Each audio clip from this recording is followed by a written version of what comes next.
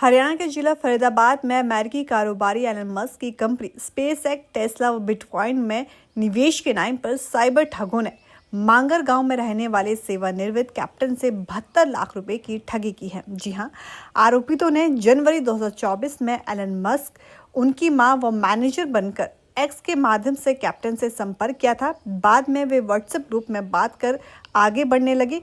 ठगों ने कंपनियों के शेयर में निवेश के नाम पर रिफंड चार्ज के नाम पर ये पूरी ठगी की है।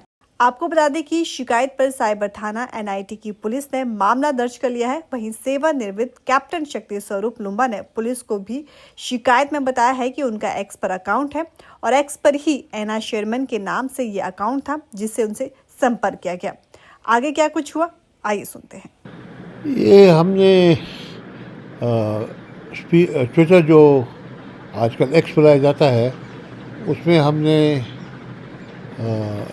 दिलचस्पी दिखाई थी स्पेस एक्स में और स्पेस एक्स के शेयर लेने में। इसके फिर मुझे ट्विटर पर कांटेक्ट हुआ कि अगर आप एलन मस्क के साथ मिलना चाहते हैं तो यहाँ कांटेक्ट करिए और आप फिर वो आपके लिए शेयर अरेंज कर देगा। आपको मैं कहा मैं पैसा बाहर नहीं भेज सकता आरबीआई रूल के हिसाब से। तो कहता नहीं, आप इंडिया में अकाउंट्स में डालिए, वो अपने आप आ जाएगा। तो वो फिर मैंने डालना शुरू कर दिया और कुछ रिलेशनशिप ऐसी बनी कि कोई शक नहीं था मुझे कि ये जेन्युइन आदमी है। बीच में वो आने वाला था तो उसने बोला था मैं आने वाला हूँ और कुछ अब हाँ, और मैं आपकी जो प्रॉफिट है मैं आपको दे दूँगा। फिर कैंसिल हो गया, तो उससे जो थोड़ा बहुत शक था वो भी चला गया कि अब वो कांटेक्ट कर रहा है और बस इस हिसाब से बढ़ता गया। अब इस उम्र में मेरी बुद्धि मारी गई थी, तो मैंने उसको वो बुद्धि मारी गई थी, यही मैं कह सकता हूँ। यही कह सकता हूँ कि ऐसे आदमियों से सब लोग को बच के रहना चाहिए।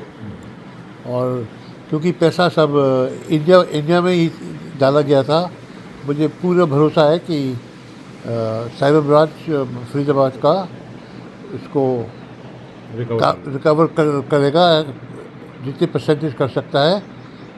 उनके जो इन्वेस्टिगेटर्स हैं काफ़ी चतुर हैं और वो पूरा काम करेंगे, मुझे पूरा भरोसा है। सर, ये कब से स्टार्ट किया था इन्होंने फ्रॉड करना? और ये स्टार्ट हुआ था फरवरी 24 में। तो उसके बाद लगातार आपसे पैसे लेते रहे ये आप? फिर हमने ये पैसा डालना बंद कर दिया था नवंबर में 24 में जी। उसके बाद ये कंप्लेंट बनानी शुरू हुई और फिर लॉयर को एंगेज किया, फिर सब कुछ तैयार करने में टाइम लगा। तो आपको कैसे पता लगा कि किस तरीके से एहसास हुआ कि आपके साथ ठगी की जा रही है?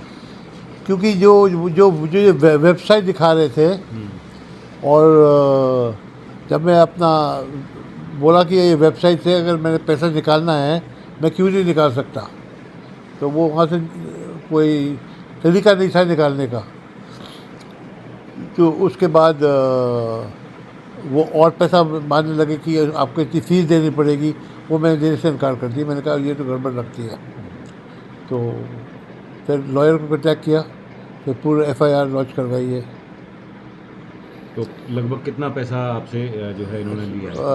72,16,000 और सो।